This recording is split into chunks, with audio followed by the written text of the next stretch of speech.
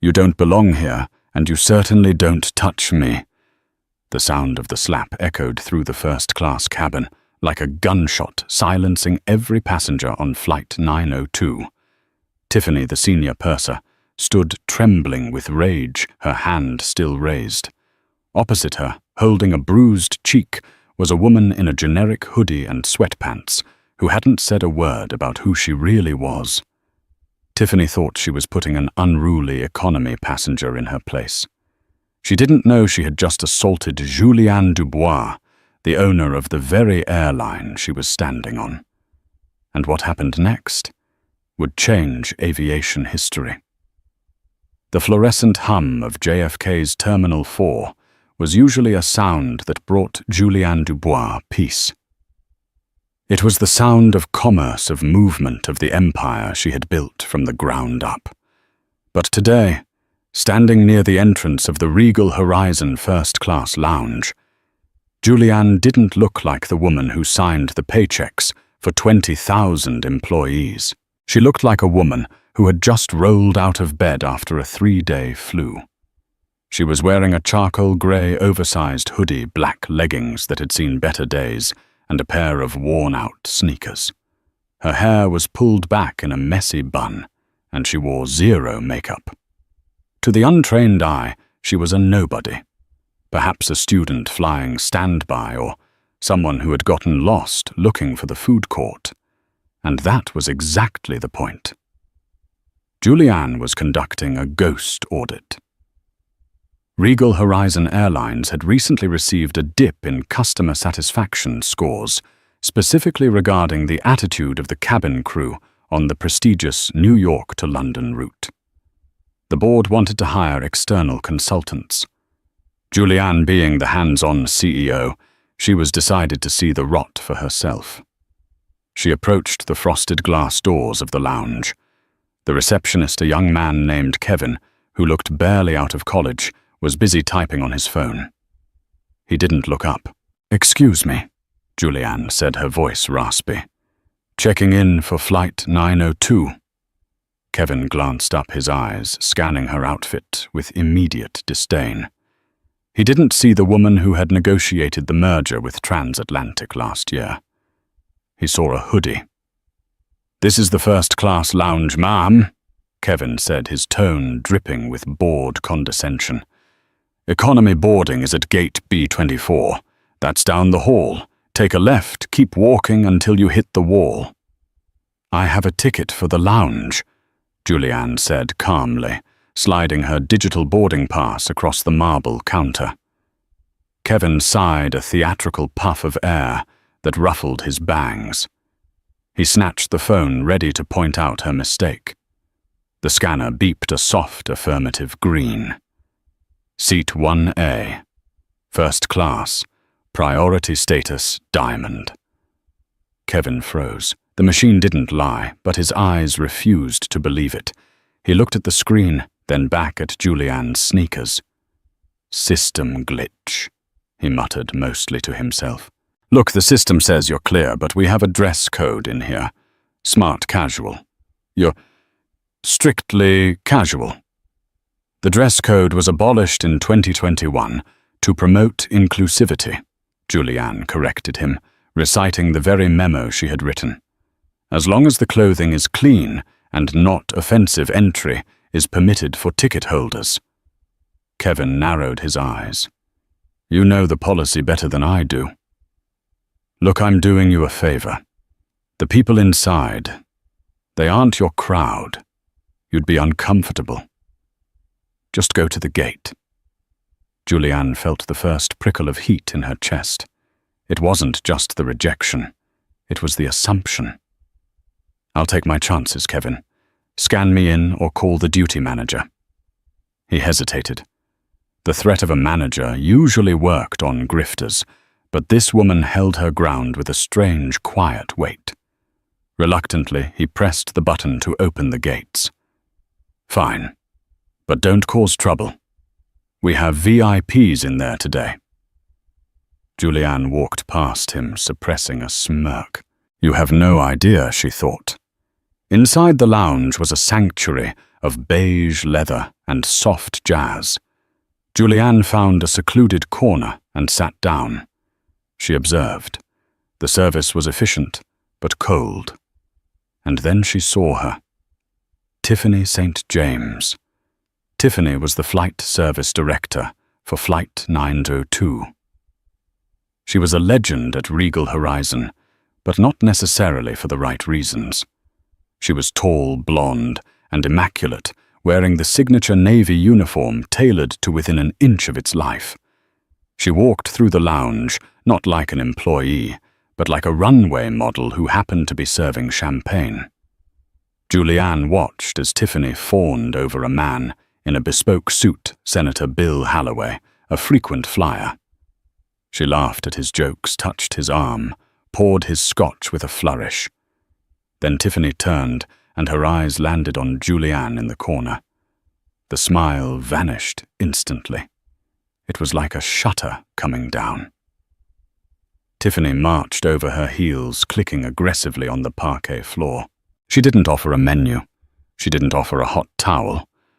She stood over Julianne, with her arms crossed. "We don't allow sleeping in the lounge," Tiffany said sharply. "I'm not sleeping," Julianne replied, looking up from her phone. "I'm answering emails." "Well, you're taking up a 4-top table. We have paying members coming in. You need to move to the bar stools." Julianne looked around. The lounge was at maybe 30% capacity. "There are plenty of tables, Tiffany." Tiffany stiffened. "It's Ms. St. James to you. And how do you know my name?" "It's on your badge," Julianne pointed out. "And I'm comfortable here." Tiffany leaned down, her voice dropping to a venomous whisper.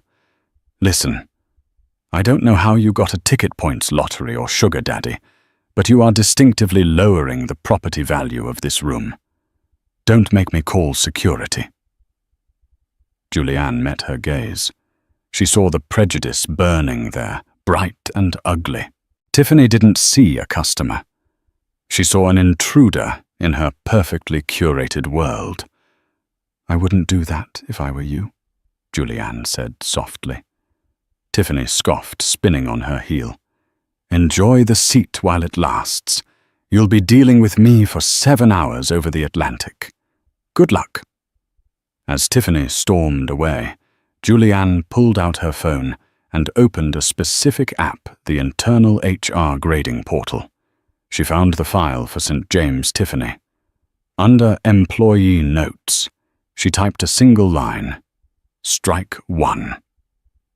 The boarding process was chaotic, a stark contrast to the serenity Julianne demanded for her airline. The gate agents were overwhelmed, and priority boarding was a mess. When Group 1 was called, Julianne stood up.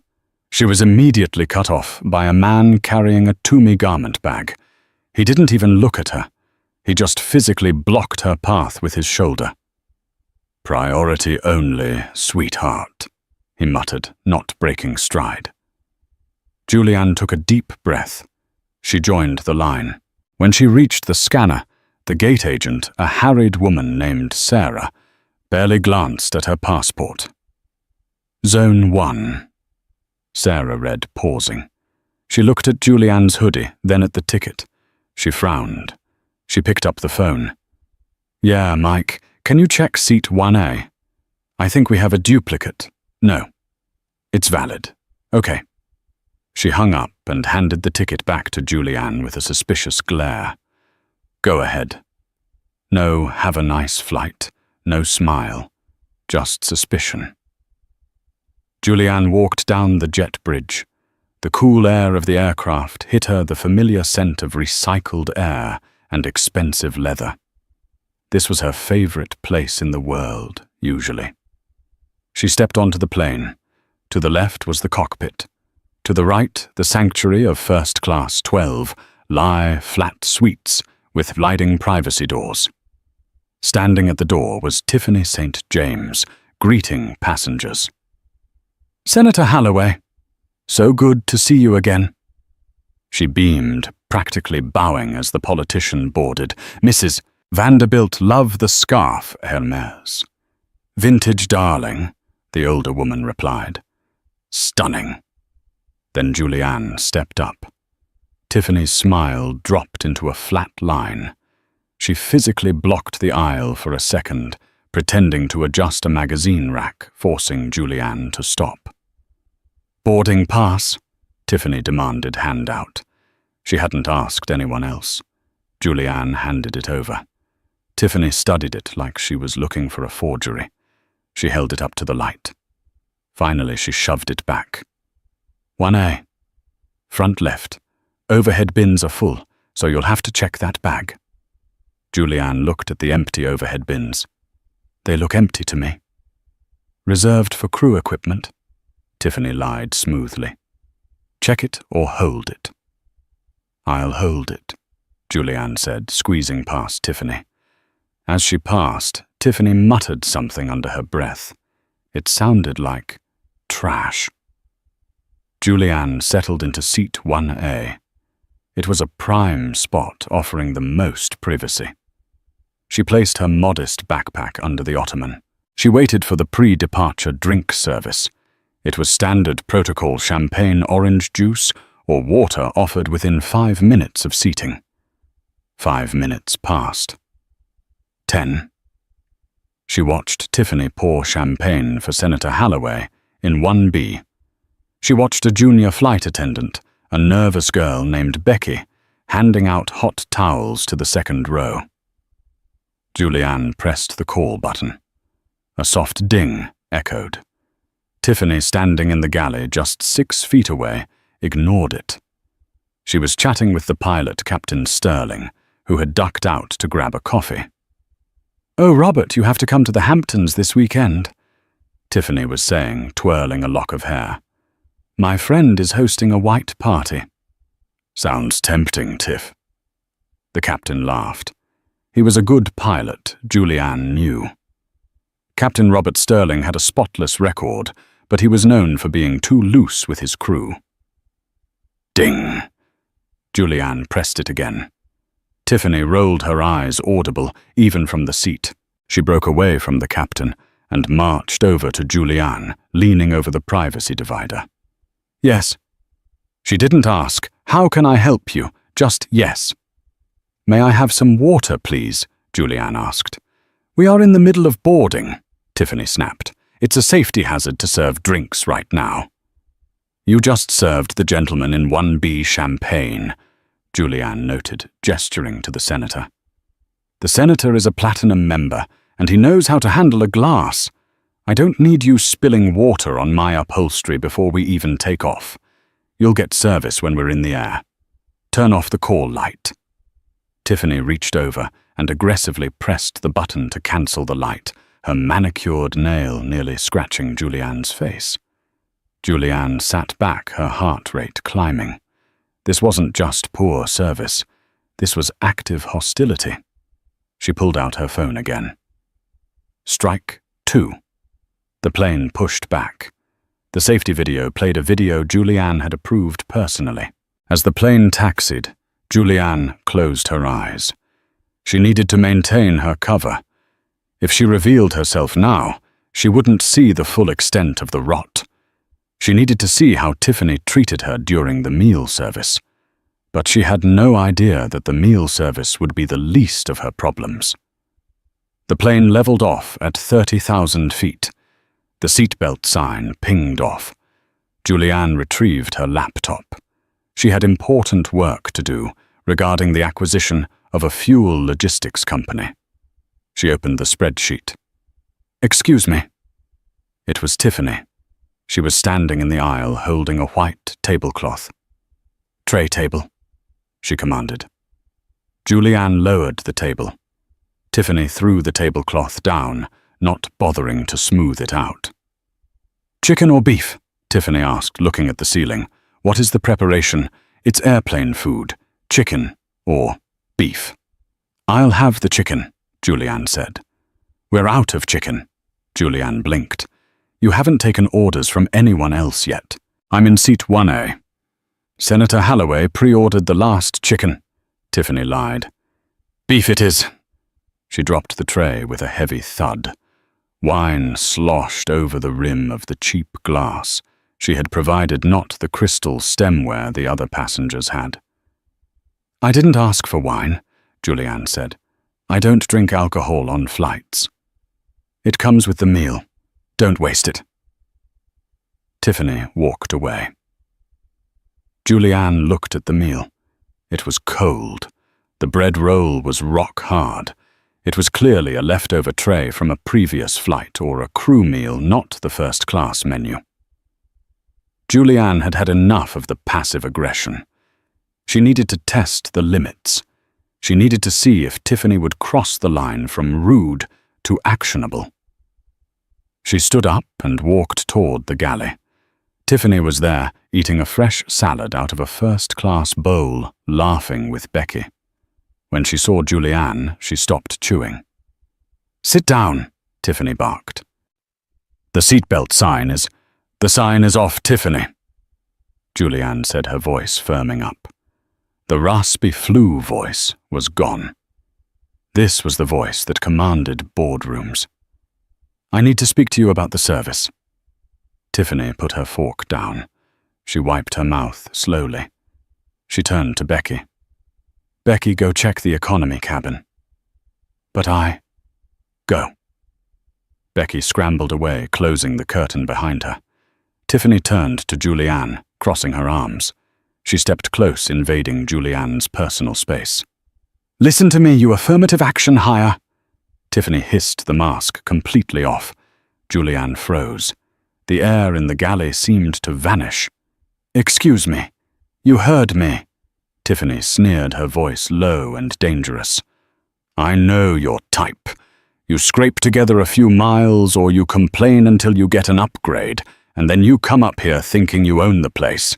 You think because you're sitting in 1A, you're on my level, you're dirt. You're lucky I even let you on this plane. You have no idea who I am." Julianne said, her hands balling into fists at her sides. She was shaking, not with fear, but with the effort of not firing this woman on the spot. "I know exactly who you are," Tiffany said, poking a finger into Julianne's chest. Hard. "You're a problem, and I solve problems." "Don't touch me," Julianne warned. "Or what?" Tiffany laughed, a cruel, high-pitched sound. "You'll write a review. You'll tweet honey. I've been with this airline for 15 years. I'm untouchable. The union protects me, and the executives love me, because I keep the riffraff like you in line." "The executives," Julianne repeated slowly, "would be very interested to hear that you call paying customers riffraff." "The executives," Tiffany mocked, leaning in so close Julianne could smell her expensive perfume mixed with the stale coffee of the galley. "Don't give a damn about people like you. They care about the Senator Halloways, the money, the class, something you'll never have." Julianne reached into her pocket for her phone to record this. This was it. This was the evidence. Tiffany saw the phone. Her eyes went wide with panic, then rage. "You are not recording me. I am documenting harassment," Julianne said calmly. "Give me that phone." "No." Tiffany lunged. She didn't just reach for the phone. She swung. It was a reflex born of entitlement and panic. Her open palm connected with the side of Julianne's face with a sickening crack. The impact knocked Julianne back against the galley counter. She dropped the phone. It slid across the floor. Silence. The curtain to the cabin whipped open. Senator Halloway was standing there looking for the bathroom. He froze. Becky, who had just come back from economy, gasped, her hands flying to her mouth. Julianne slowly touched her cheek. It was stinging hot and sharp. She tasted blood inside her mouth. She looked up at Tiffany. Tiffany was breathing hard, her eyes wide. She looked at her hand, then at Julianne. For a second, there was fear, but then she doubled down. She attacked me!" Tiffany screamed, pointing a shaking finger at Julianne. "She tried to hit me. I defended myself. Becky, call the captain. We have a terrorist on board." The silence in the galley was shattered by the cockpit door flying open. Captain Robert Sterling emerged, his face flushed, cap slightly askew. He looked from Tiffany, who was now sobbing theatrically into her hands, to Julianne, who stood leaning against the counter nursing her swelling cheek. "Report!" Sterling barked, his voice booming over the hum of the engines. "She's crazy, Bob. She's absolutely crazy," Tiffany wailed, pointing a trembling finger at Julianne. "I was just preparing the meal service, and she came in here demanding more alcohol. When I told her she was cut off, she started screaming about how she hates this airline, and then she lunged at me." She tried to grab the coffee pot, to throw it. I had to push her away. It was a lie so audacious, so completely fabricated, that Julianne almost admired the speed of it. "That is a complete fabrication," Julianne said, her voice steady, despite the throbbing pain in her jaw. "Captain, if you check the security protocols or simply ask your other flight attendant." "Shut up," Sterling shouted, stepping into Julianne's personal space. "You don't speak unless spoken to. You assaulted a crew member." "On my flight, I was the one assaulted," Julianne corrected him, her eyes locking onto his. "Your flight service director just struck a passenger. That is a federal offense." "I saw it." The voice came from the cabin. It was Senator Holloway. He was standing by the curtain holding his empty glass. He looked at Tiffany, then at Julianne. He saw a polished, beautiful blonde woman crying and a woman in a hoodie and sweatpants who looked like she belonged in a shelter. "I saw the passenger get aggressive," Holloway lied smoothly. She was getting in Tiffany's face. Very threatening demeanor. Tiffany was clearly terrified. Julianne felt a cold pit form in her stomach. The old boys' club had activated. The senator wasn't going to let his favorite flight attendant get in trouble with a nobody. Sterling nodded, his jaw set. "That's all I need to hear. Senator, thank you. Please return to your seat." Sterling turned back to Julianne, pulling a pair of heavy-duty plastic zip ties from a drawer labeled Restraint Kit. "Turn around," he ordered. "You are making a mistake that will cost you your career." "Captain," Julianne said softly, "I am asking you one last time to ask Becky what she saw." Sterling glanced at Becky. The young flight attendant was pressed into the corner of the galley, her face pale. She was shaking. "Becky," Sterling asked, his tone leading, "did you see this woman attack Tiffany?" Tiffany stopped crying instantly. She looked at Becky. Her eyes were wide, manic, and filled with a clear threat. "If you say a word, I will destroy you." Becky stammered. She looked at Julianne's bruised face, then at Tiffany's glare. She looked at the floor. I was in the economy cabin. I didn't see the start of it. I just heard the noise." Cowardice. Julianne didn't blame her. Becky was 22 and terrified, but it sealed Julianne's fate. "Turn around. Now." Sterling grabbed Julianne's shoulder and spun her around. He wrenched her arms behind her back, pulling the zip ties so tight they bit into her wrists. "You are being restrained under the authority of the captain for endangering the safety of the flight," Sterling recited. "You will be placed in the jump seat for the remainder of the flight. Police will meet us at Heathrow." "I paid for seat 1A, Julianne said through gritted teeth. "You forfeited your seat when you became a threat." Tiffany spat, wiping her fake tears. She looked revitalized, smug. She leaned in close to Julianne's ear as Sterling shoved Julianne toward the rear galley jump seat. "I told you, I'm untouchable." The walk to the back of the plane was the longest of Julianne's life. Sterling marched her through first class. Senator Holloway shook his head in disgust as she passed. "Animals," Holloway muttered loud enough for her to hear. "They let anyone fly these days." They passed through business class, then economy. Hundreds of eyes watched her. Mothers pulled their children closer. People whispered, "Is she a terrorist? She looks on drugs. Did she try to open the door?" Sterling shoved her into the rear jump seat, right next to the toilets. He strapped her in so tightly she could barely breathe.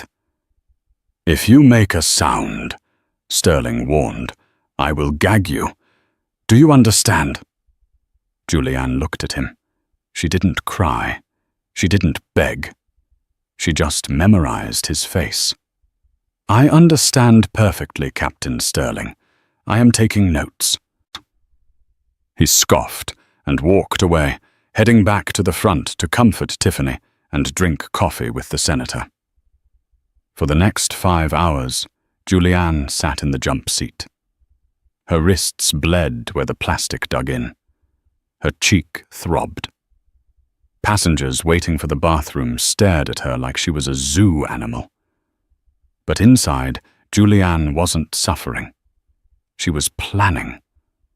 She was building the legal case of the century. She catalogued every violation. Failure to investigate excessive force, false imprisonment, defamation, assault, and battery. Midway over the Atlantic, Becky came to the back. She held a cup of water. "Here," she whispered, looking around to make sure Tiffany wasn't watching. She held the cup to Julianne's lips because Julianne's hands were bound. Julianne took a sip. "Thank you, Becky." "I'm sorry," Becky whispered, tears in her eyes. She can get me fired. She knows people in HR." "I know," Julianne said softly. "Don't worry, Becky. You won't be fired, but you will have to tell the truth when we land. Can you do that for me?" Becky hesitated, then nodded. If the police ask, I'll tell them she hit you first. That's all I need." The rest of the flight was a blur of humiliation, but as the plane began its descent into London, Julianne felt a strange sense of calm. The Regal Horizon jet touched down at Heathrow. As it taxied to the gate, the pilot's voice came over the intercom. "Ladies and gentlemen, this is Captain Sterling. We have arrived in London. Please remain seated with your seatbelts fastened. We have a security situation on board, and local authorities will be boarding the aircraft to remove a disruptive passenger. We apologize for the delay." The plane erupted in murmurs. Julianne just stared at the bulkhead wall. Let them come, she thought.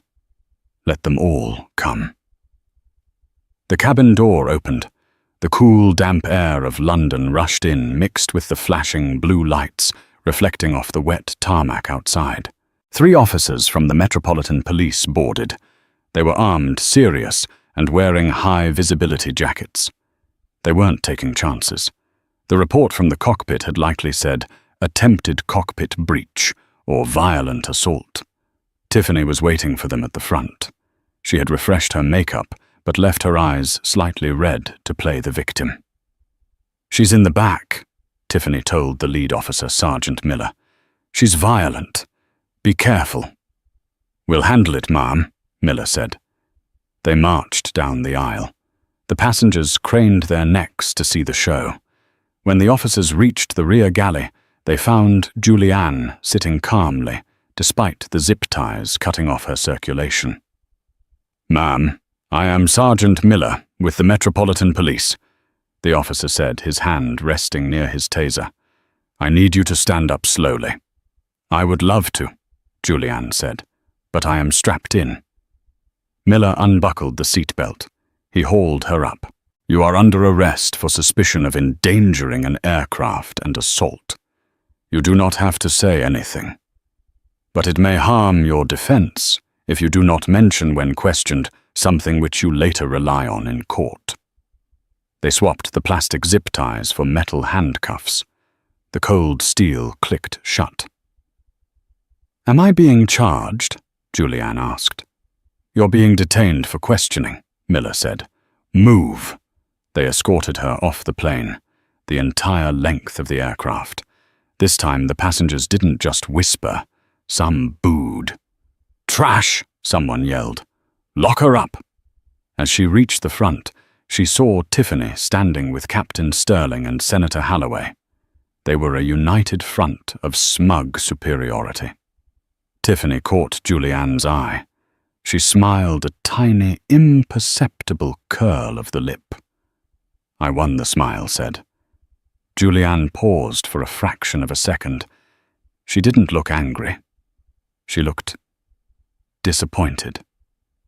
"Officer," Julianne said to Sergeant Miller, "please ensure that the flight service director, the captain and the passenger in 1B remain available for statements. Do not let them leave the airport." Tiffany laughed out loud. "Listen to her giving orders to the police now." Captain Sterling shook his head. "Get her out of here, Sergeant. She's delusional." "Move along," Miller said, pushing Julianne forward. They walked her up the jet bridge through the terminal and past the shocked crowds at baggage claim. Julianne Dubois, the 38th richest woman in America, owner of the airline, was paraded through her own terminal in handcuffs. They placed her in the back of a police van. The cage was cold and smelled of bleach. As the van pulled away, heading for the airport police station, Julianne finally allowed herself to speak. "Siri," she said to her Apple Watch, which the officers hadn't noticed or removed yet. "Go ahead," the robotic voice replied. "Call Harrison Ford." Not the actor.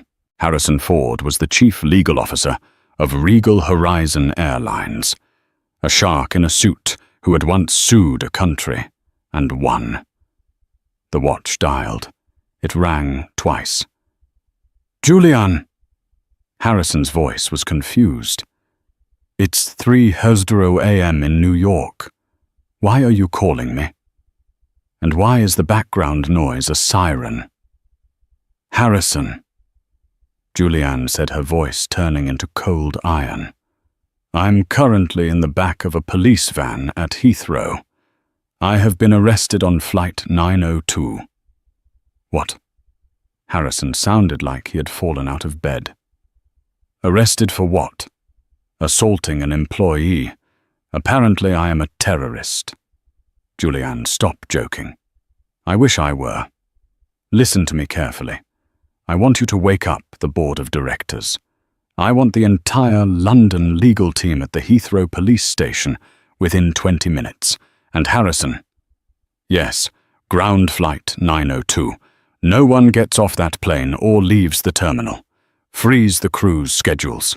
And pull the cockpit voice recorder and the cabin camera feeds immediately before they are overwritten. I want everything." There was a pause on the other end. The terrifying silence of a lawyer realizing someone had made $1 billion mistake. "My God," Harrison whispered. "Who did they arrest? Do they know it's you?" "No," Julianne said, looking out the barred window at the grey London sky. "But they are about to find out. Bring the rain, Harrison." The interrogation room was a drab box with a metal table and a two-way mirror. Julianne sat on the uncomfortable chair, her hands still cuffed in front of her. Sergeant Miller and a younger Constable Officer Davies sat opposite her. They had her passport on the table. "So, Ms. Dubois," Miller began opening a notebook. "Let's start with why you felt the need to attack a flight attendant." "I didn't," Julianne said calmly. "We have 3 witness statements that say otherwise." Miller sighed. "The victim, the captain, and a United States senator. That's heavy hitters, love. You're in a lot of trouble." If you plead guilty to a lesser charge of public disorder, we might be able to avoid the terrorism enhancements. Julianne looked at the clock on the wall. Harrison had said 20 minutes. It had been 15. I am not pleading to anything, Julianne said. Have you run my passport yet? Miller frowned. We're running it now. Why? You have a record. Something like that. Just then the heavy door to the interrogation room banged open. A man in a suit walked in. He wasn't a lawyer. He was the station commander, Chief Inspector Reynolds. He looked pale. Sweat was beading on his forehead. Miller, uncuff her. Now, Reynolds barked. Miller blinked. Sir. She's a suspect in a violently... I said uncuff her, Reynolds shouted, rushing over and fumbling for his own keys. Do you have any idea who this is? Miller looked at Julianne, then back at his boss. Julianne Dubois, American national. She's not just an American national, you idiot, Reynolds hissed as the cuffs clicked open. We just got a call from the U.S. Embassy and another call from the High Commission, and there are 6 lawyers in my lobby who cost more per hour than this entire station's annual budget. Julianne rubbed her wrists. She stood up, slowly, stretching her neck. The transformation was instant. The victim vanished. The CEO arrived. Thank you, Chief Inspector, Julianne said, her voice commanding the room. I assume my legal counsel is here. Yes, Ms. Dubois. I apologize. There seems to have been a massive misunderstanding. There is no misunderstanding, Julianne said, staring at Miller, who was now gaping at her. There was a crime committed. But I was the victim, and your officers facilitated the false imprisonment of a global CEO. CEO, Miller whispered. CEO of what? Julianne smiled, but it didn't reach her eyes. Look at the tail fin of the plane you just dragged me off of, Sergeant. Regal Horizon. I own it. Every bolt, every seat, and every paycheck. Miller turned white. Now, Julianne said, smoothing out her hoodie, I want to go back to the airport. I have a staff meeting to conduct. We can't just release you if there are charges, Miller stammered, trying to follow procedure. The charges are fabricated, Harrison Ford's voice boomed from the doorway. He stood there flanked by 3 British barristers in sharp suits. He looked disheveled from the flight, but ready for war. We have already filed an injunction, and we have the cabin video feed being decrypted as we speak, unless you want to be sued for wrongful arrest. Sergeant, I suggest you offer Ms. Dubois a police escort back to Terminal 3. Miller looked at the Chief Inspector. The Chief Inspector nodded vigorously. Right this way, Ms. Dubois, the Chief Inspector said. One thing, Julianne said, pausing at the door. Is the crew of Flight 902 still at the airport? Yes, ma'am, Harrison answered, checking his phone. They are in the crew debriefing room, filling out the incident reports. They think they're getting commendations. Good, Julianne said. Don't tell them I'm coming. I want it to be a surprise. The return. The motorcade back to Heathrow was faster than the van ride. 2 police motorcycles cleared the traffic. Julianne sat in the back of a Bentley, arranged by her London office with Harrison beside her. You look terrible, Harrison noted, handing her an ice pack from the car's mini-fridge. I got slapped by a senior purser, Julianne said, pressing the ice to her cheek. And then I spent 5 hours zip-tied next to a toilet. Tiffany St. James, Harrison asked, scrolling through a tablet. 15 years tenure. 3 previous HR complaints for attitude, all dismissed by middle management. Senator Holloway is a known associate of hers. He lied to the police, Harrison. We'll deal with the senator separately. He's up for re-election next year. I imagine a video of him colluding to frame a black female CEO won't play well with his demographic. And the captain, Sterling. Good record, but known for letting the crew run the show. He signed the restraint order. He called me delusional, Julianne murmured. The car pulled up to the VIP entrance of Terminal 3, but Julianne didn't want the VIP entrance. Take me to the crew operations center, she ordered the driver. They drove around the tarmac to a grey concrete building. This was where the flight crews clocked out, debriefed, and gossiped. Julianne stepped out of the car. She was still wearing the hoodie and leggings, but now she was flanked by Harrison Ford, 3 other lawyers, and 2 police officers as her witnesses. She walked through the double doors. The receptionist looked up and gasped. She recognized Harrison Ford. Everyone in the company did. He was the Grim Reaper of corporate. Mr. Ford, we weren't expecting you. Where is the crew of Flight 902? Harrison asked. Conference room B. They're just finishing their drinks. Drinks, Julianne repeated. Perfect. She walked down the hallway. She could hear laughter coming from room B. Did you see her face when Miller cuffed her? That was Tiffany's voice. God, that was satisfying. I hope she enjoys prison. You were brilliant, Tiff, Captain Sterling's voice. Handled it like a pro. I'll write it up as a level 4 threat. You'll get a bonus for this. To the trash in 1A, someone toasted, clinking glasses. Julianne stopped at the door. She took a deep breath. She didn't feel pain anymore. She felt the cold, hard weight of justice. She kicked the door open. The room went silent. There were 10 of them. Tiffany was sitting on the edge of the table, a glass of champagne in her hand. Captain Sterling was leaning back in a chair. Becky was in the corner looking miserable.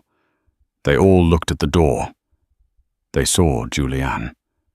For a second, confusion. Why was the crazy passenger here? How did she get out? Then they saw the police behind her. And then they saw Harrison Ford. Captain Sterling dropped his glass. It shattered on the floor. He knew exactly who Harrison Ford was, and if the chief legal officer was standing next to the crazy passenger. Tiffany, however, was slower on the uptake. She slid off the table, her eyes narrowing. "How the hell did you get in here?" she shrieked. "Security! Someone call! Security! She's escaped!" She marched toward Julianne, emboldened by the alcohol and her earlier victory. "You are stalking me now. You are going to be buried under the jail, you psycho." Julianne didn't flinch. She stood her ground. "Harrison," Julianne said, her voice cutting through the room like a scalpel. "Please introduce me." Harrison stepped forward, adjusting his glasses. He looked at the terrified captain, then at the confused Tiffany. "Ms. St. James," Harrison said dryly. "Captain Sterling, it appears you have not met your employer." Tiffany froze. "What? This," Harrison gestured to Julianne, "is Ms. Julianne Dubois, founder, majority shareholder, and chief executive officer of Regal Horizon Airlines." The silence that followed was heavy enough to crush bones. Tiffany looked at Julianne. She looked at the hoodie. She looked at the sneakers. Then she looked at Julianne's face, the face she had slapped. The color drained from Tiffany's face so fast she looked like a corpse. Her mouth opened, but no sound came out. Julianne stepped into the room.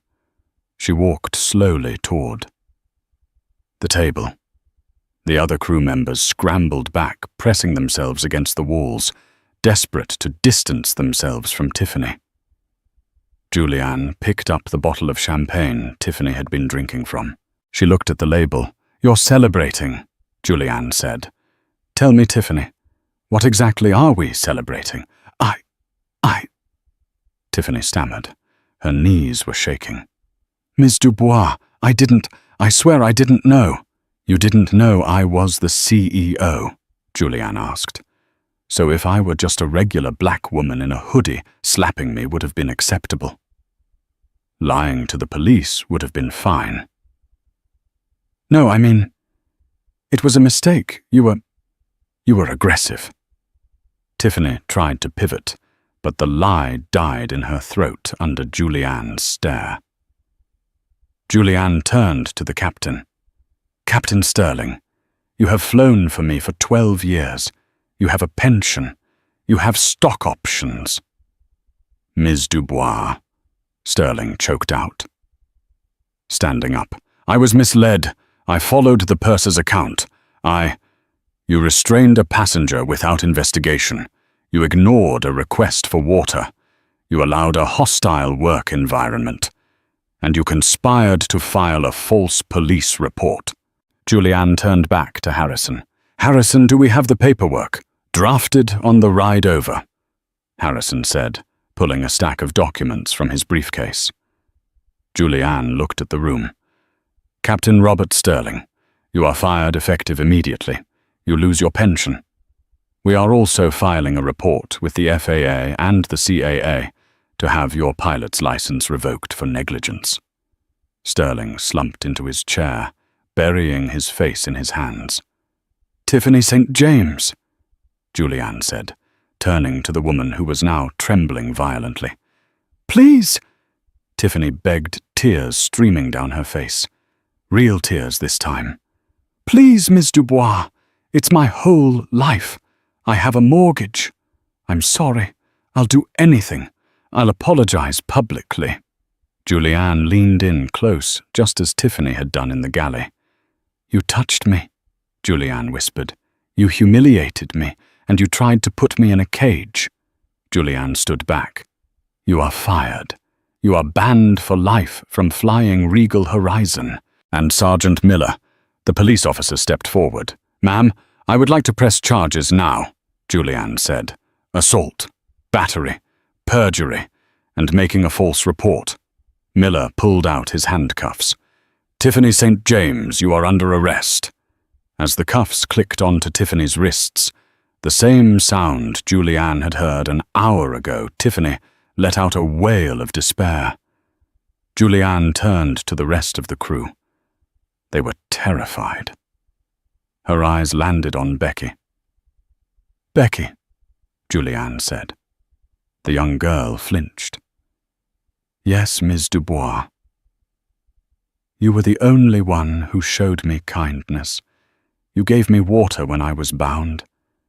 And you were honest about being scared. Becky nodded, crying silently. You are promoted to senior purser, Julianne said. You will replace Tiffany. Don't make me regret it. Becky's jaw dropped. Julianne walked to the door. She stopped and looked back at Tiffany, who was being dragged out by the police. One more thing, Julianne said. Tiffany. Tiffany looked up, mascara running down her face. My hoodie, Julianne said, pulling at the fabric. It's Balenciaga. It costs more than your monthly salary. Julianne walked out. The door swung shut. The arrest of Tiffany St. James and the firing of Captain Sterling sent shockwaves through the aviation industry. But for Julianne Dubois, that was merely the appetizer.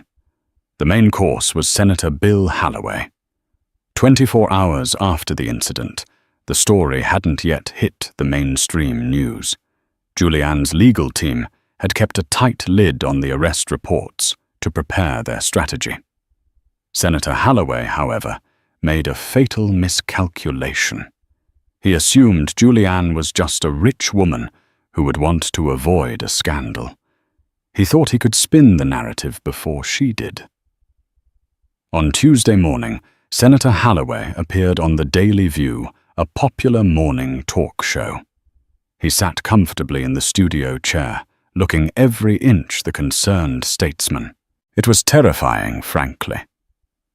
Halloway told the host, putting a hand over his heart. This woman was deranged. She attacked a flight attendant, a dedicated employee, over a glass of wine. And now I hear she's using her wealth to sue the airline and the poor crew members. It's a classic case of the elite thinking the rules don't apply to them." The host nodded sympathetically.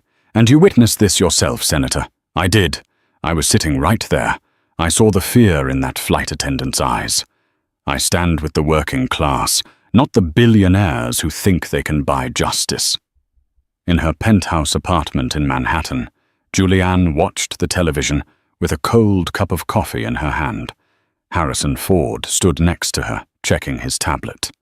"He's painting you as the aggressor," Harrison said, his voice flat. "He's using the angry black woman trope to shield his own complicity. Polling shows his base is eating it up.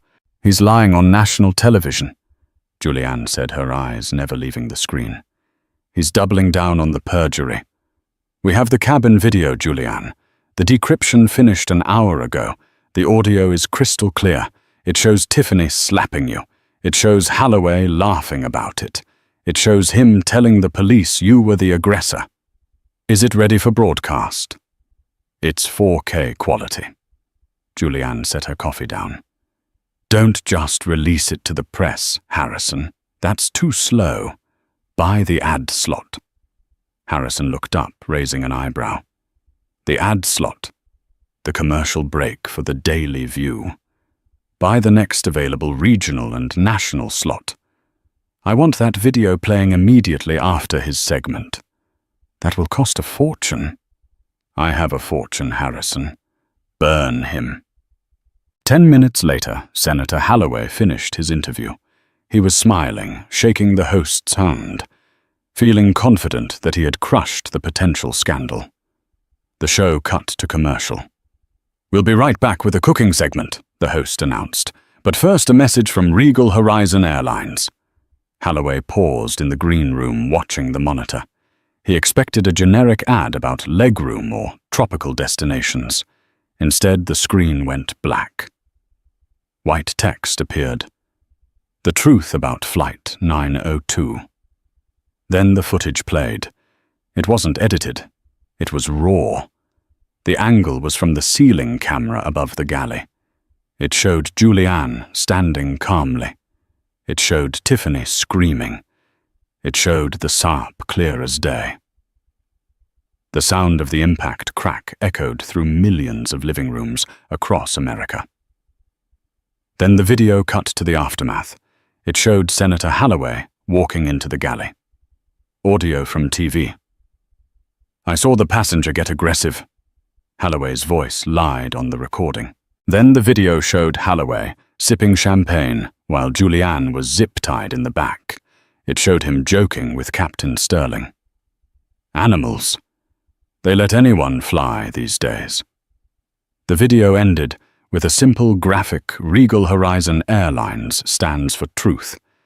We have terminated the crew. We are pressing charges against the perjurers.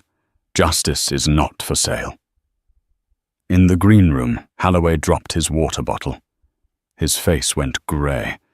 His campaign manager, who was standing next to him, looked at his phone. It was already lighting up.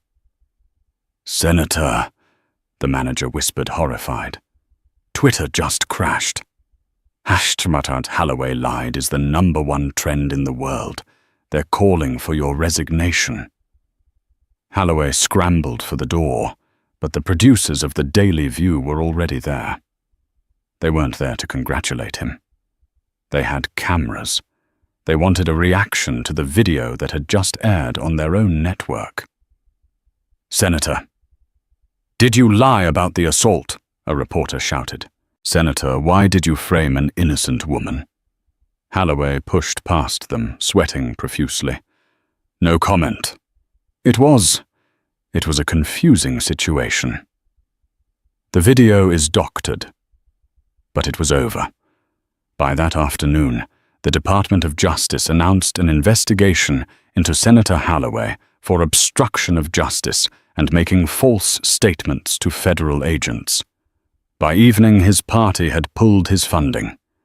3 days later, facing an impeachment inquiry and a federal indictment, Bill Holloway resigned from the Senate in disgrace.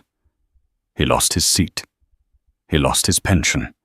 And soon he would lose his freedom. But for Julianne, the destruction of the senator was just cleanup. The real closure was yet to come.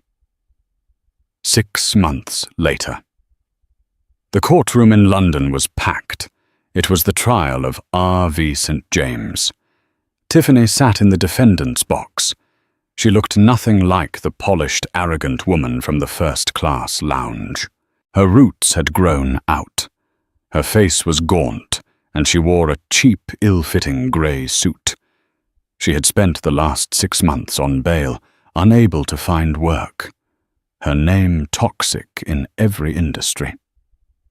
The prosecution had been ruthless. The video evidence was irrefutable.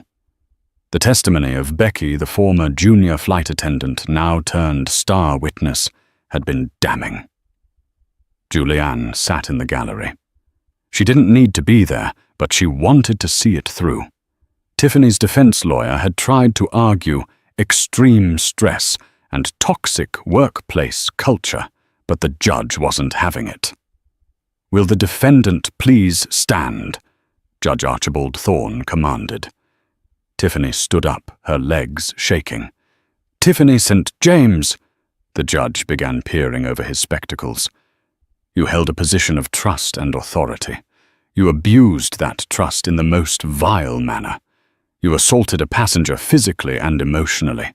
You then weaponized the legal system to falsely imprison her, utilizing your status to lie to law enforcement. Had the victim been anyone else, someone without the resources to fight back, you would have destroyed their life without a second thought." Tiffany sobbed quietly. The malice you displayed was palpable. The arrogance was staggering. Therefore, this court finds that a custodial sentence is unavoidable.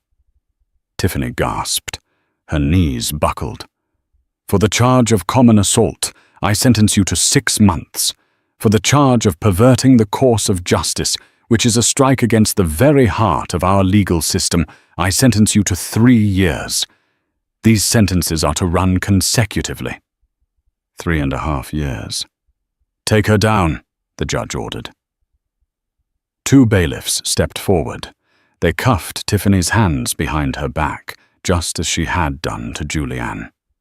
As they led her away to the cells, Tiffany looked up and locked eyes with Julianne across the courtroom.